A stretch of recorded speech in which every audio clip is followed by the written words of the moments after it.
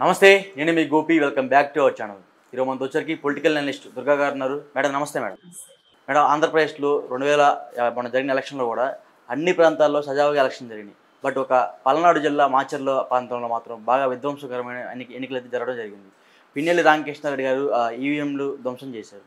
ఇప్పుడైతే ఆయన పరారీలో ఉన్నారు. సో ఆయన ఎక్కడికి వెళ్ళారు? ఆయన మీద ఈసీ ఏమైనా చర్యలు తీసుకుంటుందా, తీసుకోవట్లేదా?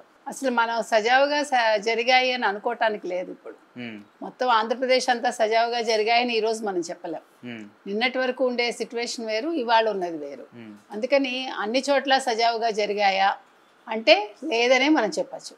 ముఖ్యంగా ఇవాళ మాచర్ల తీసుకుంటే మనం పాల్వాయి ఘాట్ దగ్గర ఏం జరిగిందో, అసలు ఒక ఎమ్మెల్యేగా ఉన్న వ్యక్తి, అంటే ఎమ్మెల్యే అభ్యర్థిగా ఉన్న వ్యక్తి వెళ్ళి ఈవీఎం ధ్వంసం చేయటమే కాకుండా అక్కడ ఉన్న తెలుగుదేశం ఎవరైతే ఏజెంట్ అయితే ఉన్నారో శేషగిరిరావు గారు, అతని మీద తిరగబడ్డం, అంటే అడ్డుకోవడానికి ప్రయత్నించడం, అతను బయటకు వచ్చాక గొడ్డలతో దాడి చేయటం.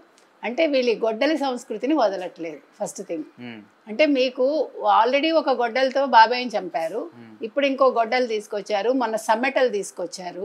మొన్న మీరు చంద్రగిరికి వెళ్తే మీకు నాని గారి మీద ఎంతండి దారుణం, కత్తులు సమ్మెటలండి, అంటే కమ్మరి కొలిమిలో చేస్తారు చూడండి, కొడతారు అది.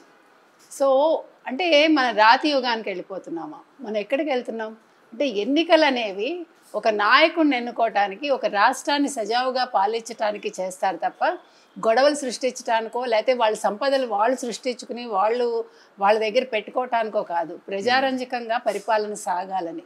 కానీ నిన్నటి వరకు అంటే మీకు 13వ తారీఖు ఎలక్షన్స్ అయ్యే వరకు ఉన్న వాతావరణం వేరు.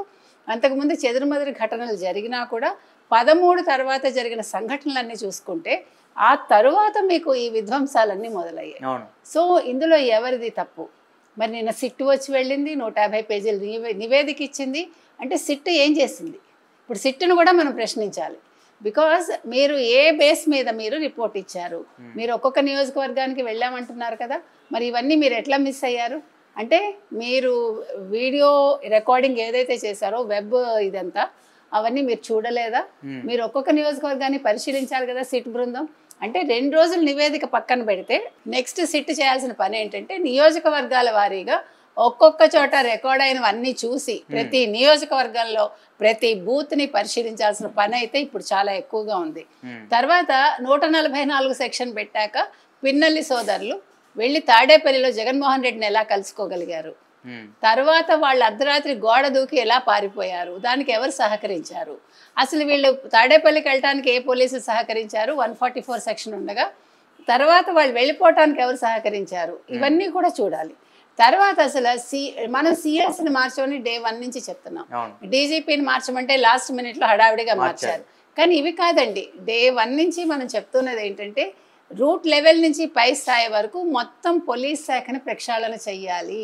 ఇది మనం చెప్తూ వస్తున్నమాట.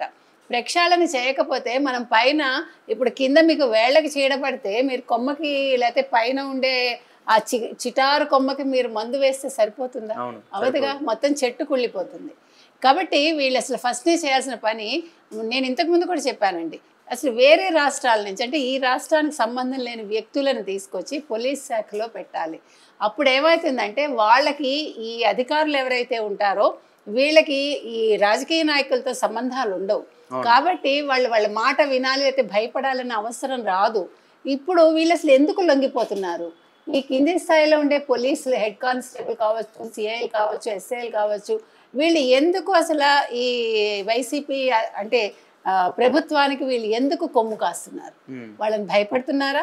వాళ్ళకి డబ్బులు ఇస్తున్నారా? వాళ్ళకి ఏదైనా ఆశ చూపిస్తున్నారా?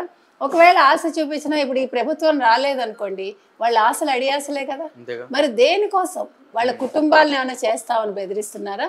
వీటి మీద ముందు కేంద్ర ఎన్నికల సంఘం కావచ్చు, లేకపోతే కేంద్ర హోంశాఖ కావచ్చు, అమిత్ షా గారు కావచ్చు, మోదీ గారు కావచ్చు, అందరూ దృష్టి పెట్టాలి. ఈ రోజు ఆంధ్రప్రదేశ్ అనేది చాలా అంటే ఒక డేంజర్ సిచ్యువేషన్లో ఉంది. కాబట్టి ఎన్నికలు సజావుగా జరిగాయని ఈరోజు మనం చెప్పలేము. రీపోలింగ్ ఎక్కడ అవసరం లేదు అని ఆ రోజు కేంద్ర ఎన్నికల ఆఫీసర్ ఎవరైతే చెప్పారో ఈ రోజు ఆయన ఆన్సర్ ఇవ్వాలి. ఇలా జరిగింది ఈ సంఘటన. తర్వాత బయటకు వచ్చాక ఆయన ఒక మహిళని దుర్భాషలాడాడు ఆయన. అది ఇంకా తప్పు. అంటే ఇవన్నీ రికార్డింగ్లన్నీ ఇప్పుడు మీకు సడన్గా వాట్సాప్లో లేకపోతే ఎవరో మనకి పోస్ట్ చేస్తే వీళ్ళకి వచ్చాయి.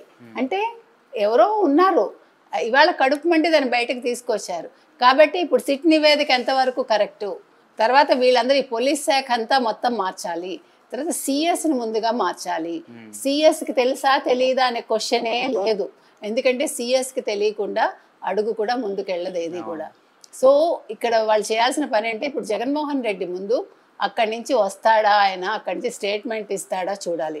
మరి సజ్జల రామకృష్ణారెడ్డి రోజు ప్రెస్ మీట్లు పెడుతున్నారు కదండి, ఈ రోజు పెట్టమనండి, ఈ రోజు అంబటి రాంబాబుని మాట్లాడమనండి, ఈ రోజు కొడాలి నాని మాట్లాడాలి, ఈ రోజు రోజా ఫేక్ అంటే అప్పుడు అది వాళ్ళు ఎన్నికల సంఘంతో వెళ్ళి మాట్లాడమనండి. రాంబాబు వెళ్ళి ఎన్నికల సంఘానికి ఫిర్యాదు చేస్తా అన్నాడు కదండి తెలుగుదేశం మీద. అంటే ఇవన్నీ ఎందుకు చేస్తారు వీళ్ళు, ముందు జాగ్రత్త చర్యలు. రేపొద్దున ఎవడు మాట్లాడకుండా అంటే చూసారు మేము ముందే చెప్పాము అని చెప్పటానికి. సో అందరికీ అన్నీ తెలుసండి, అందరూ దొంగలే. కాకపోతే ఇందులో గజ దొంగ ఎవరు, చిన్న దొంగలు ఎవరు, పిల్ల దొంగలు ఎవరు పట్టుకోవాల్సింది కేంద్ర ఎన్నికల సంఘం కావచ్చు, లేదు అక్కడి నుంచి వచ్చే ఇప్పుడు వచ్చిన ఈ సిట్ వాళ్ళు కావచ్చు, లేదు ఇప్పుడు సిఆర్పిఎఫ్ బలగాలు కూడా ఉన్నాయి మనకి. సిఆర్పిఎఫ్ బలగాలు ఈవెన్ 4వ తారీఖు కౌంటింగ్ తర్వాత కూడా ఒక 15 రోజులు ఉండాలని చెప్పారు, కేంద్ర ఎన్నికల సంఘం ఆదేశించింది. సో ఇప్పుడు ఇంకొక పెద్ద విషయం ఏంటంటే 4వ తారీఖు రిజల్ట్ కరెక్ట్గా వస్తుందా రాదా, వచ్చిన రిజల్ట్ ఏం చేయాలి.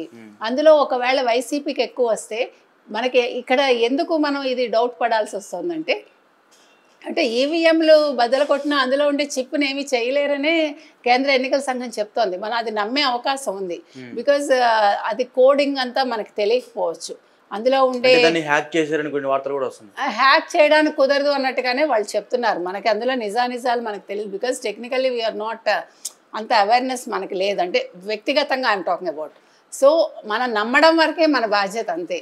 సో ఒకవేళ రిజల్ట్ సరిగా రాకపోతే ఏ బేస్ మీద మనం చెప్తాము అంటే, ప్రభుత్వ ఉద్యోగులు ఎవరైతే ఉన్నారో, ప్రభుత్వ ఉద్యోగులు ఎవరైతే పోస్టల్ బ్యాలెట్ ఈసారి ఇంచుమించు 4,70,000 80,000 వాడుకున్నారు, అత్యధికంగా పోలయ్యాయి. వాళ్ళు ఎప్పుడూ లేనిది ఓపెన్గా మేము ఫలానా వాళ్ళకి వేసాము, తెలుగుదేశం కూటమికే వేసామని ఓపెన్గా చెప్పారు. సాధారణంగా ఎవరు ఓటేసి వచ్చాక ఎవరికి వేశారంటే నీకెందుకు ఎవరికో వేసాము అంటారు కదండి. లేదు అంతగా భయపడే ప్రభుత్వ ఉద్యోగులు అయితే ఇంకెవరికి వేస్తాము, అధికారం పక్షానికే వేసామంటారు. కానీ ఈసారి అలా చేయలేదు, వాళ్ళు ఓపెన్గా మేము తెలుగుదేశం కూటమికి వేసాము, ఈ ప్రభుత్వం మాకొద్దు, జగన్మోహన్ రెడ్డి మాకొద్దు అని ఖచ్చితంగా చెప్పారు.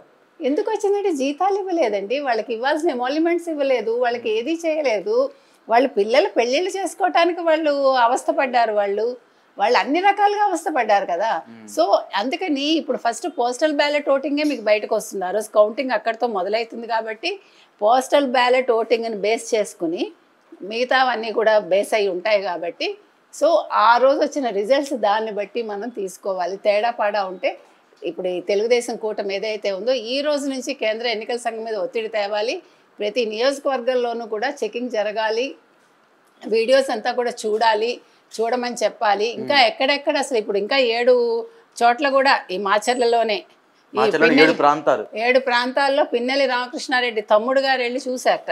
మరి అక్కడ ఏం వీరంగం సృష్టించాడో తెలియదు. కాబట్టి ఈ ఒక్క నియోజకవర్గంతో అయిపోలేదండి. ముఖ్యమైన నియోజకవర్గాలు ఏవైతే ఉన్నాయో ఇప్పుడు చంద్రగిరి మనం ఆల్రెడీ చూసాము, తిరుపతి మనం చూసాము. కాబట్టి పెద్దారెడ్డి ఉండే ప్లేస్ వీళ్ళందరూ ఈరోజు మాట్లాడాలి. ఈ నియోజకవర్గాలన్నీ కూడా సిట్ కావచ్చు, లేకపోతే కేంద్ర ఎన్నికల కమిషనర్ కావచ్చు, చాలా సీరియస్గా తీసుకుని చాలా అలర్ట్గా ఉండాలి. ఈ 12 రోజులు చాలా క్రూషియల్ వాళ్ళకి. కాబట్టి ఇది వాళ్ళ బాధ్యత. ఏం జరిగినా కూడా ఈసారి కేంద్ర ఎన్నికల సంఘం మాత్రం జాగ్రత్తగా లేకపోతే ఇంకా 3 దఫాల ఎన్నికలు ఉన్నాయి కాబట్టి వాటి మీద కూడా ఇంపాక్ట్ పడుతుంది, మోదీకి కూడా ఇది దెబ్బ అవుతుంది. కాబట్టి వీళ్ళు ఇవన్నీ కూడా దృష్టి పెట్టాల్సిన అవసరం ఎంతైనా ఉంది. Okay madam, thank you madam.